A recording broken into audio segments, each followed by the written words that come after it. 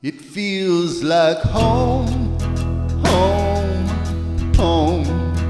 It feels like home, home, home. It feels like home.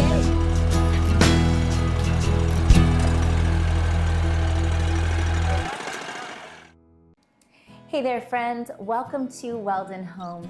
Today we're going to be making something kind of unusual. It's called cheddar apple bread, and it's something that I used to make all the time when I was first married. It's something I found, I think, in an old newspaper and clipped it out. I used to look through recipes and just delight in seeing what they would be like, and I wanted to cook really gourmet things, and so this really jumped out at me because people like to have their apple pie with cheddar. I thought this would be a really interesting thing, and actually people loved it. So I thought it was time to bring it back. So what you're going to need are 2 apples, peeled and cored, and then we're gonna go ahead and shred them on the cheese shredder or the grater, whatever. And you're gonna need about a cup of cheddar cheese, also shredded, 2 room temperature eggs, always work with things at room temperature if you can, and 2 cups of flour, and 2 teaspoons of powder, a half teaspoon of salt, a stick of butter, and a 1/4 cup of brown sugar.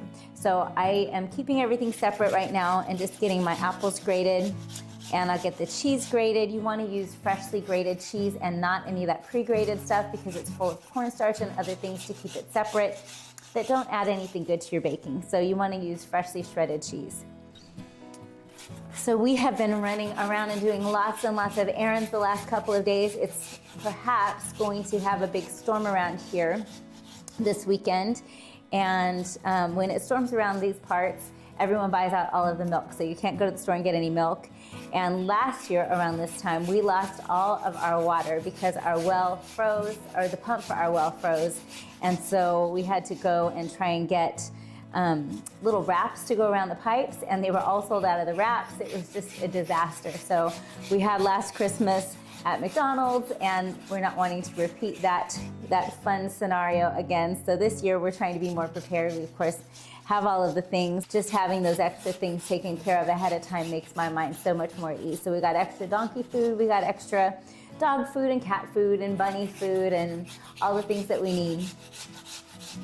All right, so there's 2 apples grated, and I'll just set that to the side. And this is supposed to be about a cup of shredded cheese. So we'll see how close I get.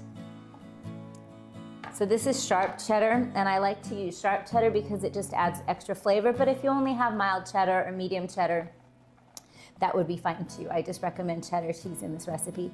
It's a really unique, quick bread recipe. There's no yeast in it. It's not like that kind of a loaf, but it is sweet and slightly salty. So it kind of just scratches that itch of the sweet and salty, and it comes together really, really easily and takes about 45 minutes in the oven. So I'm making it today because my daughter and I are headed to the kickoff for our women's Bible study, and we're leaving all of the guys here by themselves to have dinner and dessert. And I'm making them a pot of potato soup for dinner, so that's already in the slow cooker. And like I said, we've just been out running errands. We did our first day back to school, sort of, semi-back to school today, and just getting the boys back in the swing of things. Yeah, it's just been kind of one of those everyday sort of days.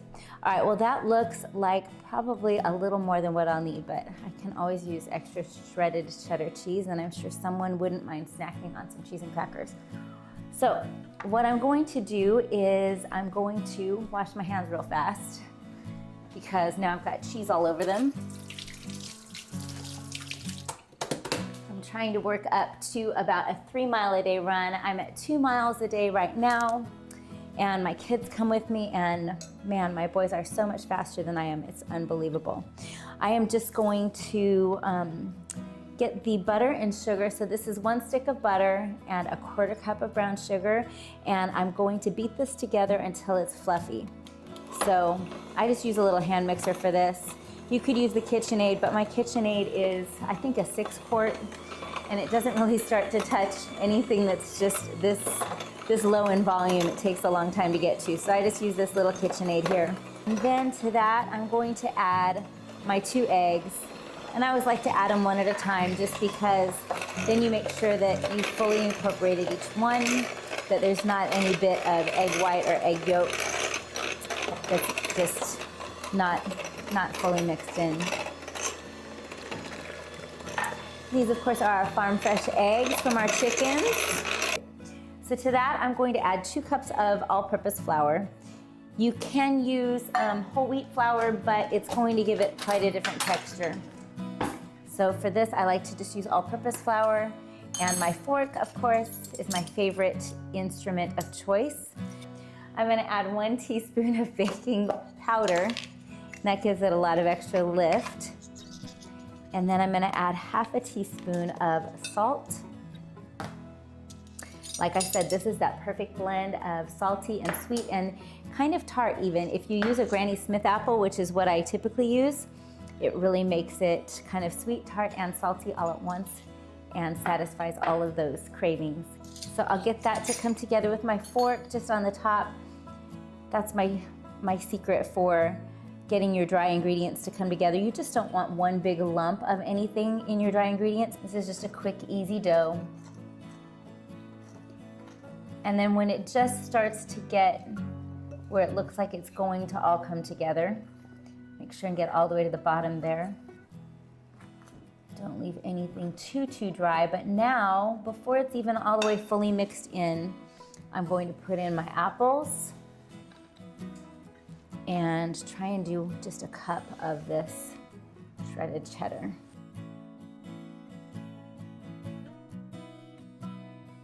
You don't want to overmix any kind of quick bread or cake because it can develop the gluten and then it will make it more tough. So when you're making yeasted bread, you want to develop the gluten and get it nice and tough so it holds together. But with this sort of thing, you want a nice tender crumb, so you don't want to overmix. I'm going to add to that 2 tablespoons of oil. And you can see I'm almost out. 1, 2.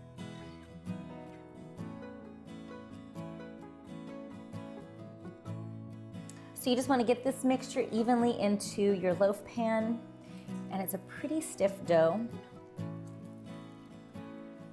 And we're going to bake it for 45 minutes. It'll get all nice and golden brown.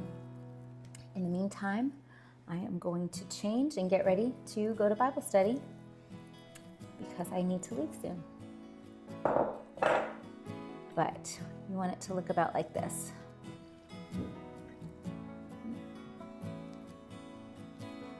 In the crazy and chaos of the time that we're living in, it is something that we get to choose. We get to choose our attitude. And so I choose joy over fear in all of these things. We keep hearing things about 2024 being crazy and difficult and the economy is going to be awful. But in the day-to-day, I think we just need to trust in the Lord and choose to focus on His faithfulness in the past,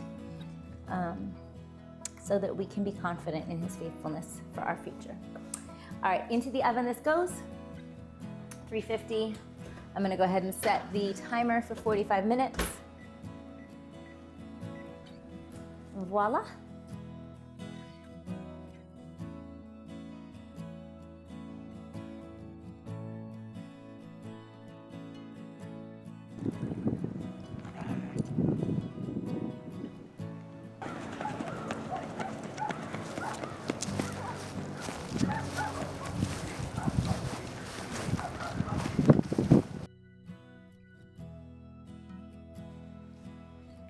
So here you have that beautiful loaf of cheddar apple bread. I know my family's gonna really enjoy it. I hope you guys will too.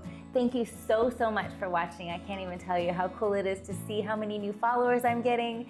It just makes my heart so glad, and I love to share these recipes with you, and I hope you all are having a wonderful day, and hopefully we don't get too much cold weather over this weekend, and I'll see you next week. Thanks so much.